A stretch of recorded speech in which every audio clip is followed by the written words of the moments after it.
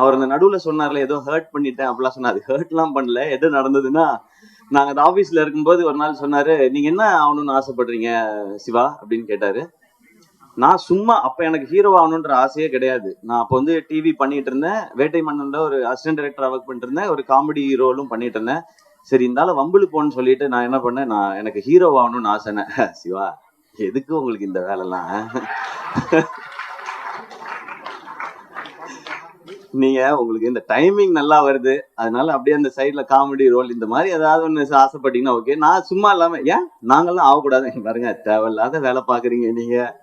சரி விடுவாருன்னு பார்த்தா விட மாட்டாரு. எங்களுக்கு லஞ்ச் பிரேக் விட்ட பிறகு சிவா இந்த ஹீரோ எல்லாம் உங்களுக்கு வேணாம், உங்களுக்கு செட் ஆகாது. நீங்க திரும்ப சொல்லிட்டு அதை நான் மறந்தே போயிட்டேன்.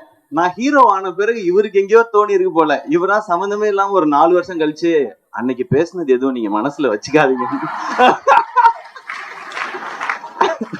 நான் மறந்துட்டேன் அந்த மேட்டரே. அதுக்கப்புறம் இதெல்லாம் நடந்துச்சு. சோ அந்த காலகட்டத்துல நடுவுல எல்லாரும் பிஸி ஆயிடும்ல. அதுல நான் பேசாம இருந்தது இவர் மேல கோபமா இருக்கதா இன்னைய வரைக்கும் நினைச்சுக்கிட்டு இருக்காரு. நான் ஹர்ட் பண்ணிட்டேன் அப்படின்னு சொல்லி.